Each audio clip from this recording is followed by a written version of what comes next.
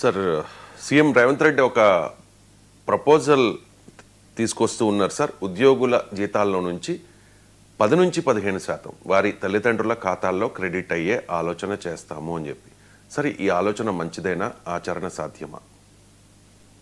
అంటే ఇది మన దేశంలో కుటుంబ వ్యవస్థ బలహీనపడడము, వృద్ధ తల్లిదండ్రుల పట్ల పిల్లలు సరిగా చూడడం లేదు అనే వార్తలు వస్తున్న నేపథ్యంలో సహజంగానే మంచిగానే భావిస్తాం. కానీ హౌ ప్రాక్టికల్ ఇది అనేది ఒక క్వశ్చన్ మార్క్గా ఉంటుంది. సో మీకు లీగల్గా కూడా అది ఎంత నిలబడుతుంది అనేది కూడా క్వశ్చన్. ఎందుకంటే గతంలో కోర్టులు కూడా ఈ రకమైన వ్యాఖ్యానాలు చేసిన సందర్భాలు ఉన్నాయి. నేను ఎమ్మెల్సీగా ఉన్నప్పుడు ఒక ప్రతిపాదన, నాకు ఎవ్రీ వీక్ థర్స్డే అనుకుంటాను, మీకు మెంబర్ లెజిస్లేషన్ ఉంటుంది. అంటే ఎవరైనా ఇండివిజువల్ మెంబర్స్ ఓ చట్టాన్ని, ఓ బిల్లును ప్రతిపాదించవచ్చు. సో ఆ సందర్భాన్ని ఉపయోగించుకొని నేను ఒక ఆలోచన రాజకీయ సర్కిల్స్లో చర్చించాను ఇప్పుడున్న ఎమ్మెల్సీలతో. తాగుబోతులైనటువంటి భర్తల శాలరీస్ నుంచి 50% కనీసం కట్ చేసి వైఫ్ అకౌంట్లో వేయాలి.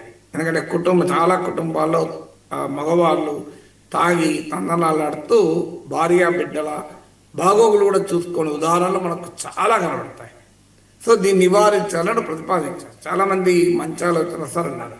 కానీ చాలా ఇష్యూస్ వచ్చాయి. డ్రంక్ అండ్ డ్రైవ్ను గుర్తుపడతాం, కానీ రోజు తాగుతున్నాడు అని ఎలా పట్టుకోవాలి తాగుబోతులని? ఇప్పుడు తల్లిదండ్రులను నెగ్లెక్ట్ చేస్తున్నారు అనేది ఏ ప్రాతిపదిక పైన నిర్ణయించాలి? అదొక సమస్య వస్తుంది. అన్ని సందర్భాల్లోనూ తల్లిదండ్రులు చేసే ఆరోపణ కరెక్టా అని క్వశ్చన్ వస్తుంది. సో ఒక కొడుకు, ఇద్దరు కొడుకులు ఉంటే అప్పుడేంటి అని ప్రశ్న వస్తుంది. ఇద్దరు కొడుకులు బిడ్డలు ఉంటే బిడ్డల మీద ప్రేమలు, కొడుకుల మీద ప్రేమ లేని తల్లిదండ్రుల సందర్భాలు కూడా ఉంటాయి. ఇలా చాలా ఉదాహరణలు ఉంటాయి. అందువల్ల it is very complicated exercise. In principle మంచి ఆలోచనే ఖచ్చితంగా. ఆల్రెడీ వాస్తవంగా చట్టాలు కూడా ఉన్నాయి. మీకు సీనియర్ సిటిజన్స్ యాక్ట్లు, వెల్ఫేర్ యాక్ట్లు ఉన్నాయి, వృద్ధుల సంక్షేమ చట్టాలు ఉన్నాయి. సో అందువల్ల కోర్టు తీర్పులు కూడా ఉన్నాయి.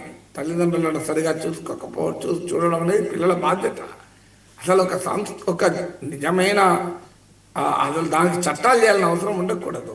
మన జన్మకు కారణమైన తల్లిదండ్రుల కన్నా ఎక్కువ ఇంకేం కావాలి మన జీవితంలో? సో దానికి ఇంకా అంతకన్నా ఎక్కువ, అదొక మహద్భాగ్యం కదా. మా అమ్మ మాతోనే ఉంటుంది, నాకు రోజు ఆనందం మా అమ్మ మా ఇంట్లో ఉండడం అనేది. సో నేను ఇప్పుడు లేమక్కడ కనుక ఇద్దరు మనుషులు అమ్మ దగ్గర పెట్టి వచ్చామ్మ దగ్గర వాళ్ళను, ఎందుకు ఇబ్బంది కాకూడదు అని.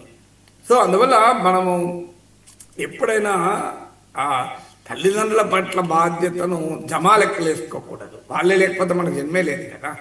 మనం ఇలా మనం జీవించడానికి ఉనికి కారణం. కానీ అదొక సమాజం ఏ స్థాయికి మారింది అన్నదానికి ఉదాహరణ. సిగ్గుపడాలి మనం. తల్లిదండ్రులను చూసుకోవడానికి సాలరీ కట్ చేసి వాళ్ళ అకౌంట్లు వేస్తామని. సో ఇలా ఆ స్థాయికి వస్తారు. మరి అలాంటప్పుడు అత్తమామల సంగతి ఏంటి అనే ప్రశ్న కూడా ఉత్పన్నమవుతుంది. ఎందుకంటే భార్య ఉద్యోగం చేయడం లేదనుకుందాం, కానీ ఆ భార్యకు తన తల్లిదండ్రుల పట్ల బాధ్యత ఉండదా? ఆ ఉద్యోగం చేయలేదు అని మన ఇటీవల కోర్టు తీర్పులు ఉన్నాయి. భార్య ఉద్యోగము చేయకపోయినా భర్త సంపాదించిన ఆస్తిలో భార్యకు హక్కు ఉంటుంది. ఎందుకంటే భార్య పిల్లలు చూసుకోవడం వల్లనే భర్త సంపాదించగలిగాడు కదా అని. సో ఇవన్నీ కూడా థియరిటికల్గా కరెక్టే కావచ్చు, డౌట్ లేదు. కానీ ప్రాక్టికల్గా వచ్చే వరకు ఇంప్లిమెంటేషన్ ఇష్యూస్ అనేది చాలా సీరియస్గా ఉంటాయి. So it's an extremely difficult proposition, but very interesting suggestion for discussion కదా. ఏదో రూపంలో తల్లిదండ్రులను బాధ్యత పిల్లలు చూసుకోవాలి అనే మెసేజ్ సమాజానికి వెళ్ళడం మంచిది కదా.